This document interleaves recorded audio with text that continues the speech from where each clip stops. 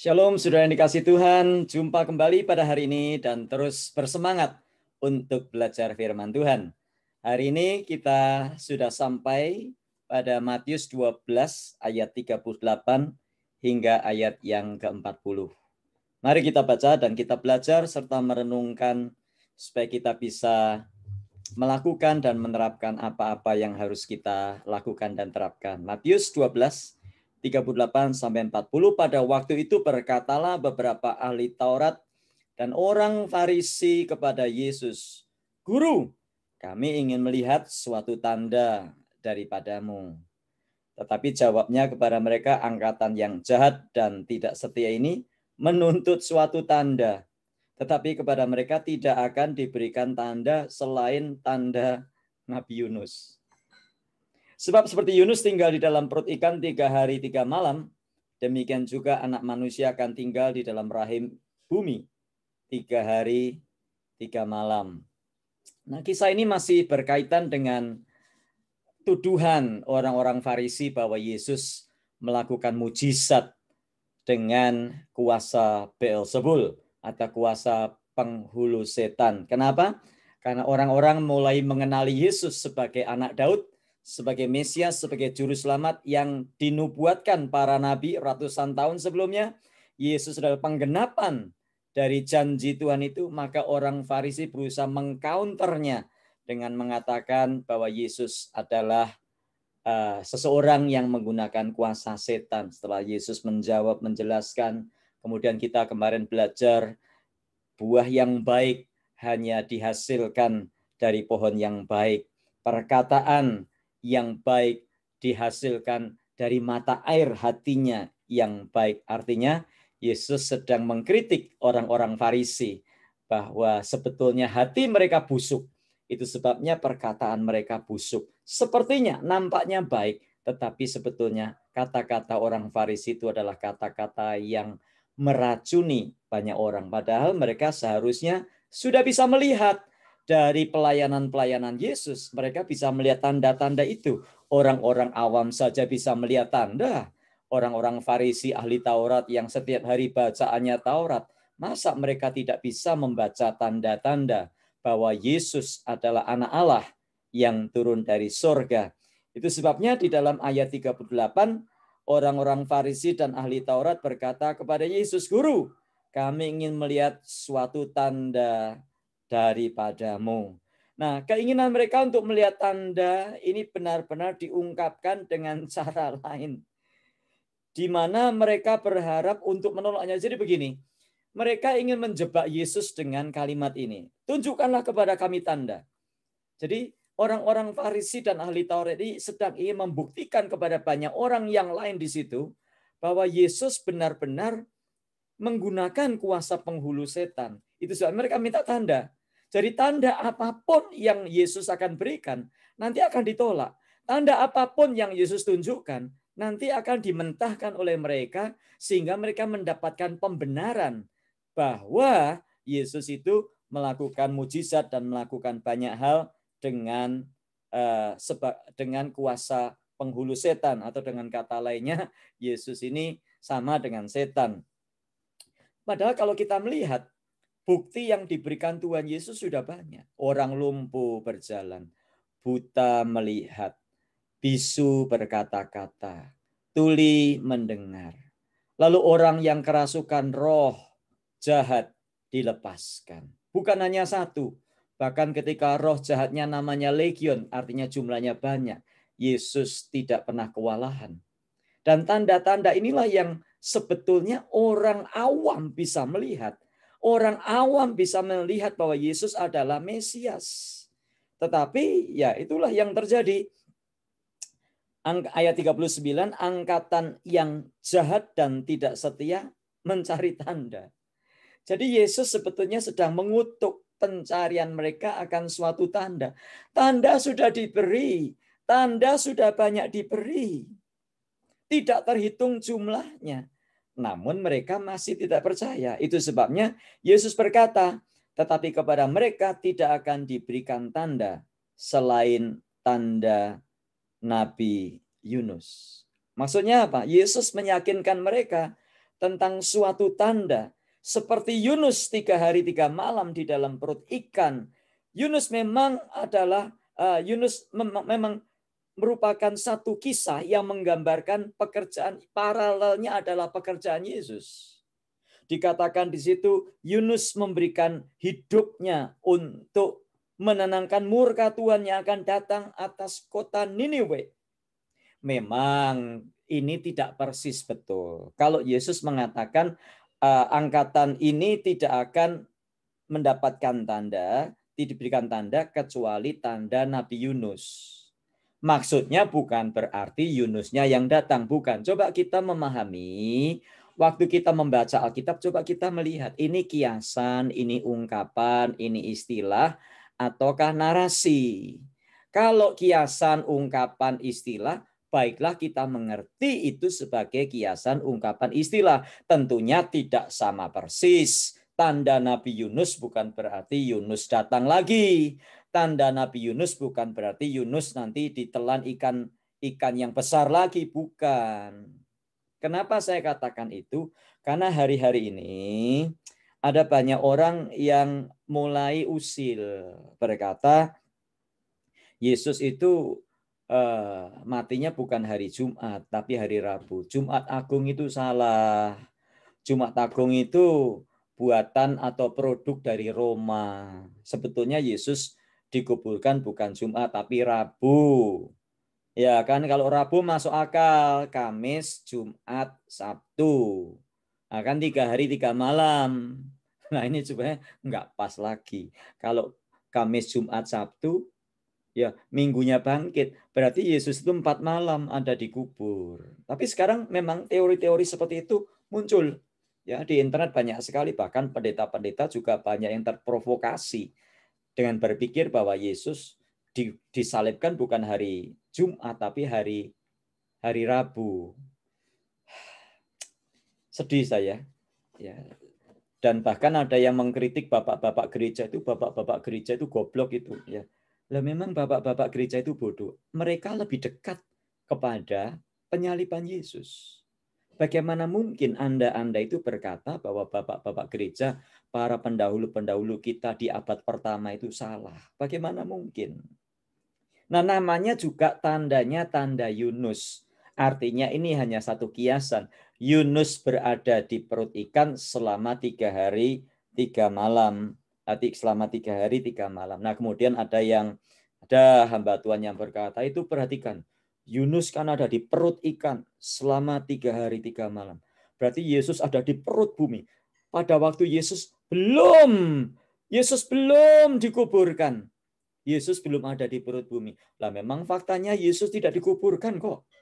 Faktanya Yesus diminta untuk bukan dikuburkan. Yesus ditaruh di gua. Karena memang tradisi Yahudi adat istiadatnya seperti itu. Berarti memang bukan di perut bumi. Siapa itu ada yang berkata seperti itu? Berarti pada waktu Yesus itu mati, dia belum ada di perut bumi. Itu enggak dihitung.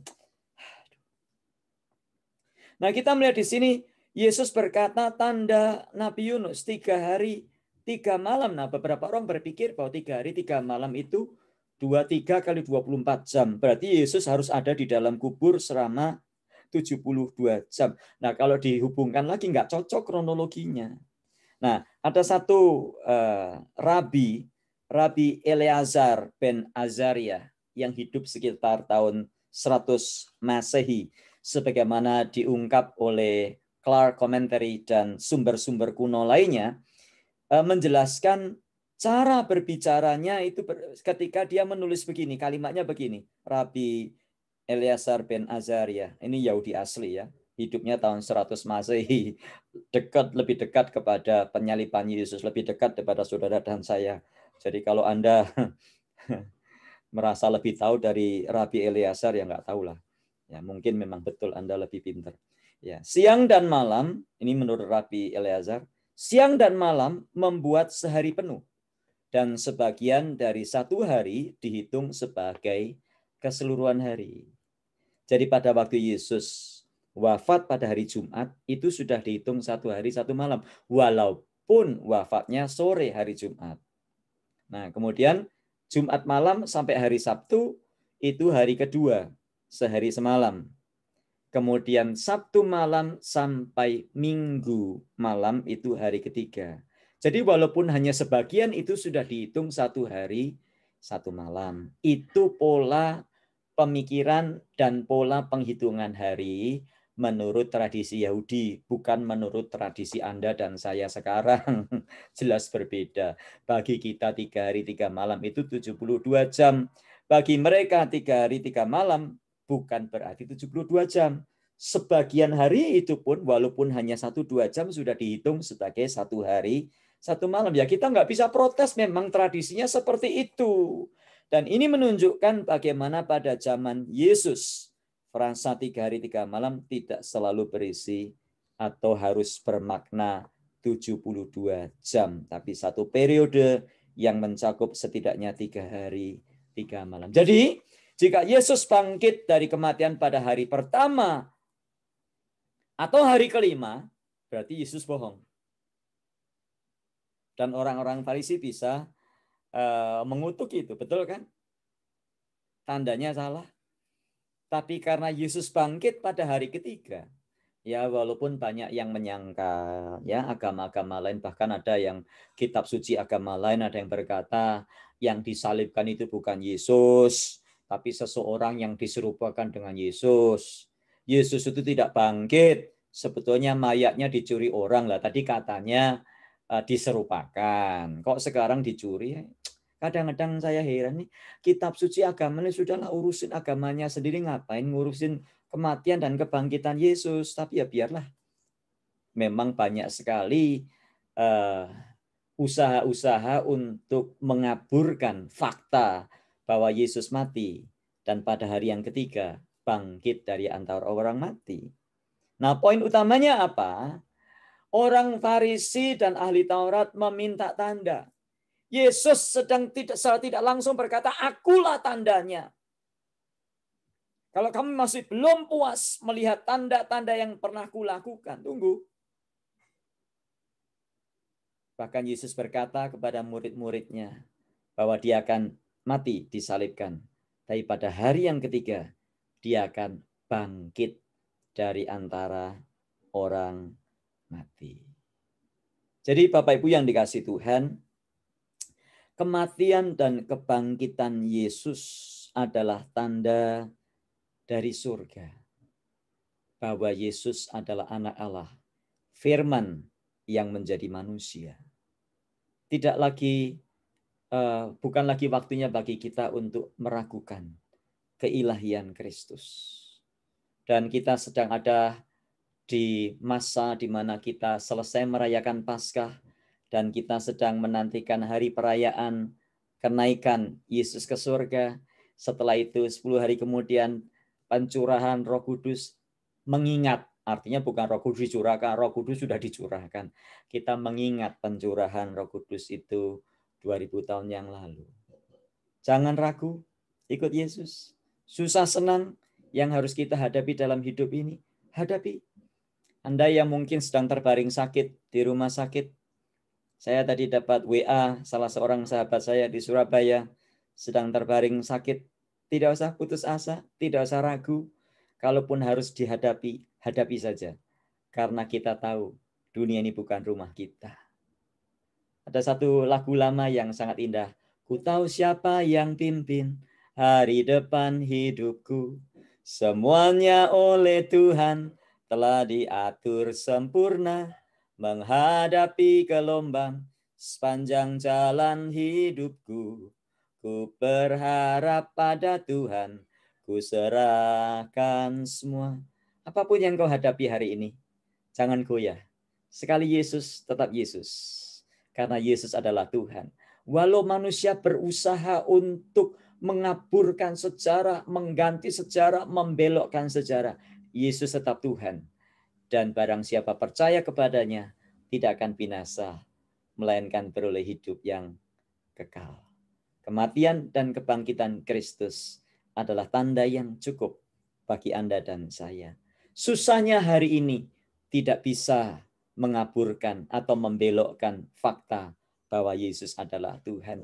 Pandemi virus corona yang sedang kita hadapi Dan mungkin kita berkata, ini mana katanya Yesus berkuasa, kok sekarang virus corona menjadi-jadi, kok tidak bisa dipatahkan, tidak bisa dihentikan. Anda boleh berkata apa saja. Tapi tanda kematian dan kebangkitannya sudah cukup untuk kita meyakini, percaya dan mengikut Dia, Tuhan dan Juru Selamat kita. Mari kita berdoa. Tuhan, terima kasih untuk tanda Yunus yang Tuhan berikan. Yesus mati di kayu salib pada hari yang ketiga, bangkit dari antara orang mati. Tuhan, biar ini membuat kami semakin hari semakin teguh, tidak goyah oleh apapun juga. Sekalipun hidup ini kadang-kadang tidak mudah, sekalipun hidup ini kadang-kadang kami merasa sudah tidak tahan lagi. Tapi Tuhan, kami tetap percaya. Sekali Yesus tetap Yesus. Yesus yang mati di kayu salib dan bangkit pada hari yang ketiga. Naik ke sorga, duduk di sebelah kanan Allah yang Maha Kuasa. Dan dari sana ia akan datang kembali untuk menghakimi orang yang hidup dan yang mati. Itu sudah cukup bagi kami.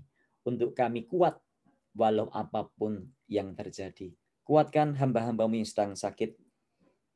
Tuhan, mereka yang ada di rumah sakit, mereka yang sedang ada di rumah, mereka yang sedang menghadapi masalah-masalah rumah tangga, ekonomi, masalah keuangan, apapun juga yang kami hadapi. Biar firman-Mu hari ini menguatkan kami. Yesus adalah Tuhan di atas segala-galanya. Terpuji Engkau kekal selamanya ya Bapa. Dalam nama Tuhan Yesus kami berdoa. Amin. Saya terus berdoa kiranya Roh Kudus menguatkan kita menghadapi apapun yang harus kita hadapi hari ini. Karena kita tidak sendiri, melainkan ada Dia yang menguatkan dan menolong kita. Tuhan memberkati. Maju terus dalam Tuhan. Haleluya.